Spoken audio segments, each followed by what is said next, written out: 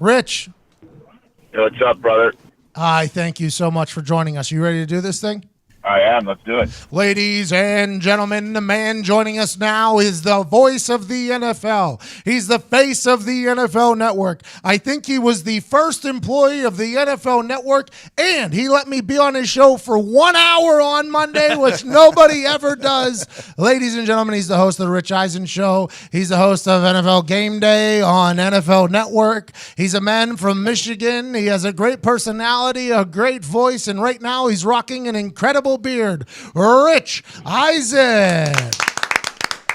Thank you. Hey, Pat. I'm sorry to say, I lost you after he was the first voice of the NFL Network. Could you start from the beginning? I'll tell you what, Rich. I don't do a lot of prep. I have no clue what I just said. It kind of once the words come out, they're never remembered. Well, I'll just check the transcript later.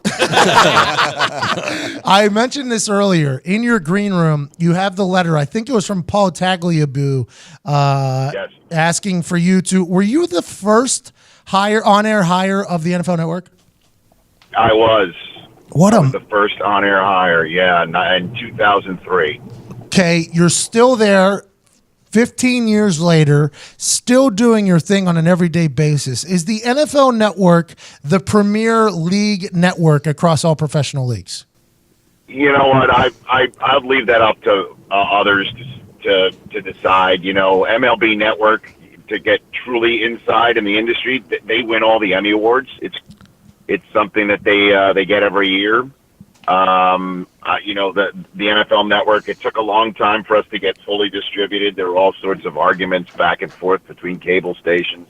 All I know is that, you know, when it comes down to, easy, you know, what I'm doing, the draft and the combine and the Sunday morning show and that sort of stuff, I'll put that up against anybody with whatever anybody does in the business. We're really proud of it. And, you know, like this is year 16. It's kind of crazy. Season 16 for the network. I absolutely love the NFL Network.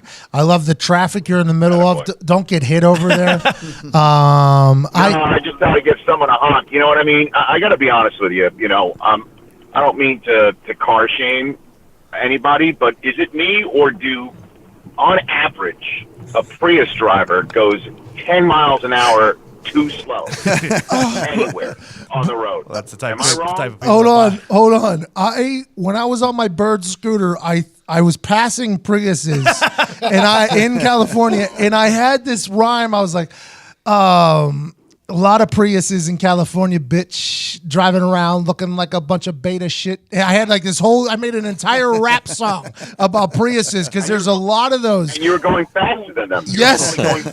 I was, because there's a lot of Priuses in California, not that much here. You live in California full time. You're based out of right by the LAX airport. You have an incredible studio. That DirecTV deal you have is incredible. Your show every single day, 3 hours, you crush. Then you have the weekends where you're up at 4 a.m. for the 6 a.m. call time. Yeah. The Rich Eyes, are you ever gonna slow down, Rich? I don't want to say you're getting old, but your schedule's insane. There's a non-playing season that comes up in February, and when that happens, I don't work on the weekends and get to be a dad all the time and as much as I can. But I love doing it. I mean, you were here. I mean, there's not many shows that afford what we did. You know, it's kind of like what we did was like a podcast, but with cameras on us and commercials and live reads. And so, you know, you were there for an hour. We talked anything about anything that, you know, was safe for work to talk about on a broadcast show. And it was great. It was a total blast. I'm pleased to let you know that the walls are still standing after your my security entry card still works. So, you know, things are looking up. Things are looking up. Well, I thank you for having me on. Your walls are littered with photos of in-studio guests that you've had. Everybody from Adam Sandler to NFL Hall of Famers. What has been a conversation that you got to have that in the middle of it you might have been like, yeah, wow, it's insane that I get to have this conversation right now? Oh, man. Let me think. Right off the top of my head, we had Matthew McConaughey came on once and told the story of of how he came up with the phrase "all right, all right, all right." On the What set of was it? Dazed and Confused. He said that it was his character Wooderson, and it was the scene where he's in the car and he's like putting himself in the shoes of what Wooderson would have thought back in the day, and he had his car and he had his chicks and he had his music, and those are the three things. All right, all right, all right. And I'm listening to this and I'm thinking to myself, this is the coolest thing ever. And that's the thing I also love too is, it's not straight sports. I may not last the longest or get the most clicks, although having you on certainly helped on that front. You're a very popular man, Patrick. I'll tell you that. Only on the internet, not in real life. No. But that's the future. But don't kid yourself. I appreciate that. But I'm able to talk pop culture, and that's the thing I really like doing too. Somebody might drive around on a sports talk radio station and wants to be informed in the latest of a certain team, or wants to get inflamed and get angry over an opinion. That's not what I do. So I just love having those conversations. And to me, I like, I think that does work in the sports world too. I mean, we stopped the America's largest sporting event for a rock concert in the middle, and nobody bats an eyelash. Mm-hmm. So that's a good way to that's look at the that. idea that behind the show, and we're 4 years old now. Well, I think you have a lot. You have a good crew over there, by the way. A lot of fun. It's a cool, it's a cool set. Everything like that. Let's talk about NFL now. Let's talk about a little bit of sports here. Drama is at an all-time high in the NFL world. All-time high.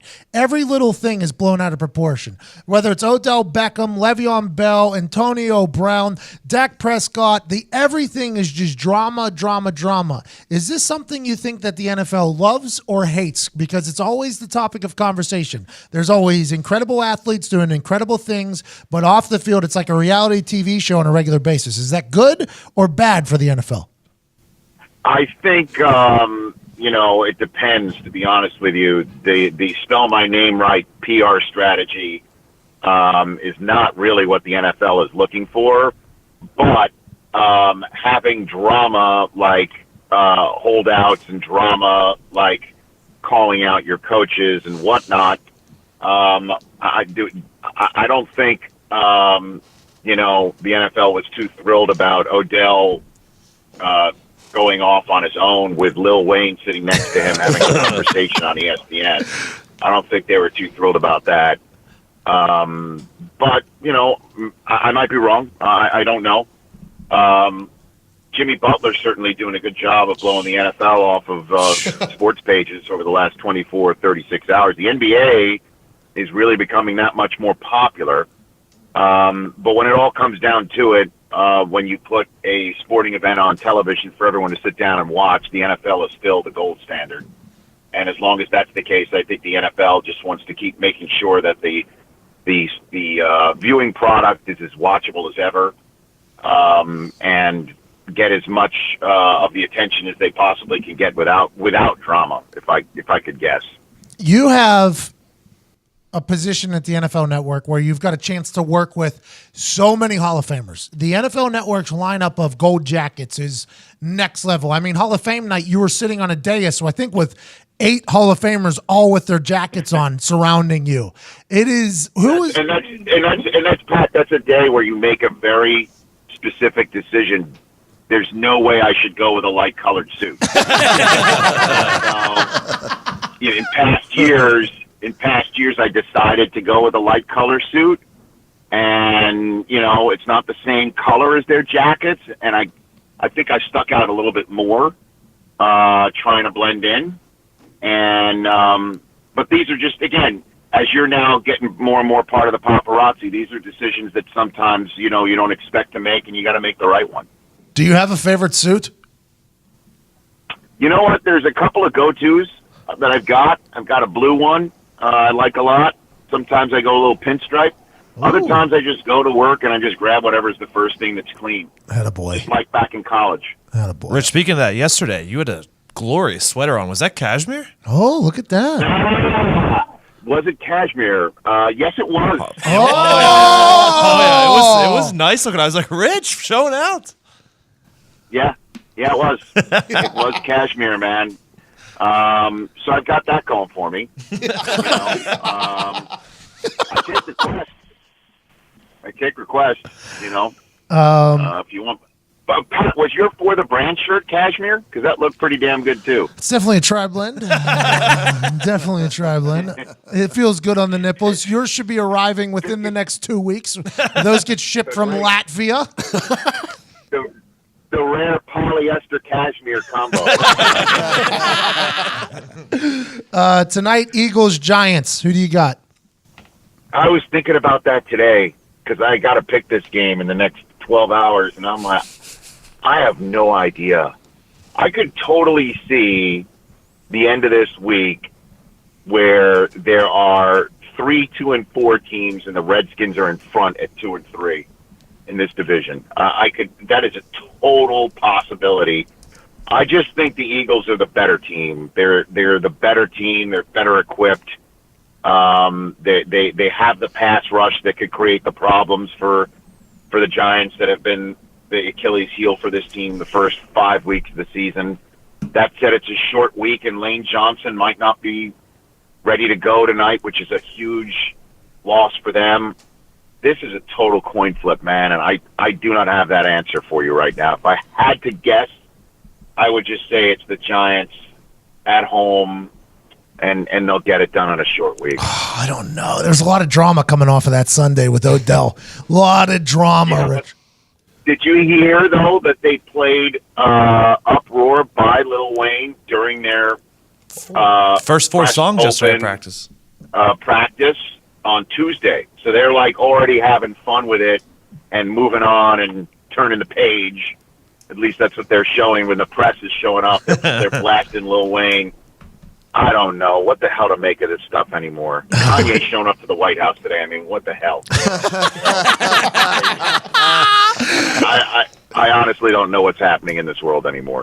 Do they ever ask you for opinions, the NFL, the league, like on whether or not how the refs act, the challenge stuff from an entertainment standpoint, being the first? I will get on occasion when I do see the commissioner. He will ask, what are people talking about?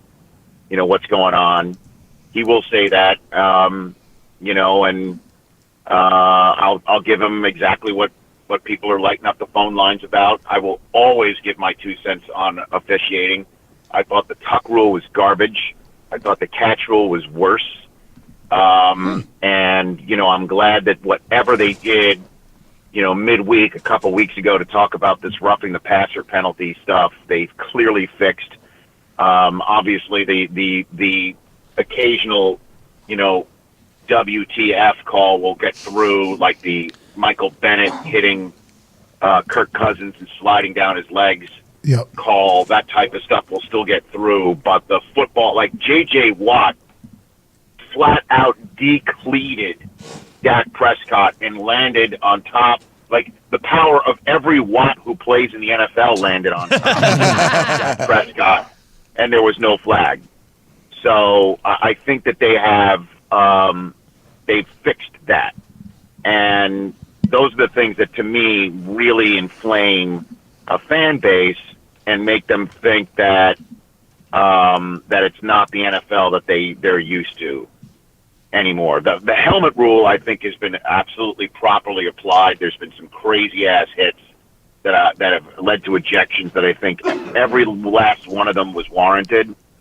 So those are the things that, I'm always going to give my opinion on. And, I think I told you this story, but if I did, I'll repeat it anyway. But before I started, I guess to come full circle here, when I started with the NFL Network, I left ESPN, and there was like a 2-3 month period in between leaving ESPN and moving out to LA.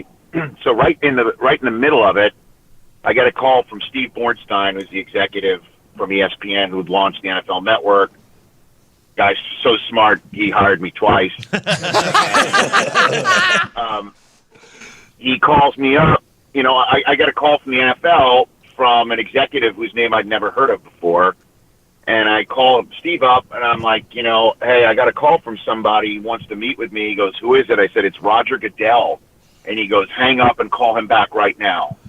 And he was the COO of the NFL. He was the right-hand man at Tagliabue at the time, who really never got any headlines. I'd not have really have known about him. And he took me golfing. He's like, let's go. You play golf? Yeah. He goes, let's go. So it was just me and him for 18 holes. And right around the 11th, 12th hole, I remember I was in a sand trap. And he says to me, look, you've been hired to do a job. You did a job at ESPN well enough, really, really well. And you were hired to do a job with the NFL. And if anybody ever tells you anything that you should or should not say and you're uncomfortable about it, you call me and I'll fix it. Oh. And that's fact. And he's even at times said to me, hey, how come you didn't ask this question, first instead of third? Because, if my reaction gave you any pause, that shouldn't be the case. You can ask me anything. And he did that during the lockout, which, as you know, there's billions of dollars on the line. So I've been free to say, what I'm going to say. And that's part of the reason why I'm thrilled to be around for season 16. Roger Goodell, not a terrible human, you're saying? That's fact. That's fact. That's what he said to me, and he's backed it up for 16 years. How's his golf game? Pretty good. Pretty good, man. Are you forced to say Not that? bad. Are you forced to say that? Oh, when I say good, I mean he cheats his head off. Hey, Rich, I appreciate you so much. He's good. Hey, thank you so much, man, for A, what you did for me on Monday, B, coming on this show. Doing anything you did for me, man. You gave me an hour of fantastic content that I'm telling you, our numbers of our videos, when we tweet them out, whatever, they're off the charts. You're a very popular man, and that's the future of this business. And, you keep doing you. That means a lot. Everybody's telling me that, but I'm not sure everybody gets it. You do, though, and you let me have an hour, which nobody on earth would do. So I'm so thankful for that. Say hi to Tim McAfee for me, all right? Block Dad says hello. Ladies and gentlemen, the face of NFL Network, the voice of the NFL, Rich Eisen. Thank you so much, Rich. Thank you. All right, brother. See you, man. What a guy, dude. Great guy. He is. He really is. He let me on, I'm telling you. And him saying that I'm popular, I'm very thankful for him, all his compliments. But nobody lets me on for an hour. Nobody. It's always like Dan Patrick, I think we're interviewing him today. They wanted me to fly to Connecticut for 10 minutes possibly on their show. And I'm like, get the fuck out of here. I'm not flying to Connecticut for 10 minutes. I'm a big fan of the show. And everybody's just like, well, we don't know if you can be blah, blah, blah. And Rich was like, come on, we'll have you for the full hour. And I'm like, nice. Thank you, Rich. Like, that is so nice of you, because an hour is much different than 10 minutes. Yeah. 10 minutes, you're going to be let me hit everything I could possibly hit and then keep it moving. I'm very thankful for Rich. The reason why I love Rich is the way he described his show, and he knows he's not a hot take machine, and in that society today, hot is takes great to listen to. Well, it's refreshing, right? He's very relaxed, even when he's hosting. He's very smooth and just kind of lets everyone do their thing. He doesn't step on anybody. He's a cool cat. I'm a big fan of Rich Eisen. First hire of the NFL Network. That's incredible. That's wild. Him and DP were great together though in SportsCenter when they back in the day. Oh, And then DP has his thing, Yep. Rich does his thing. They're both. That's reason why they're probably both where they're at. By the way, so DP and Rich were together. Rich says he can give me an hour. Come do that. DP says you can get 10 minutes if you need it. Well, I'm gonna go to California where the weather's nice. I appreciate you so much.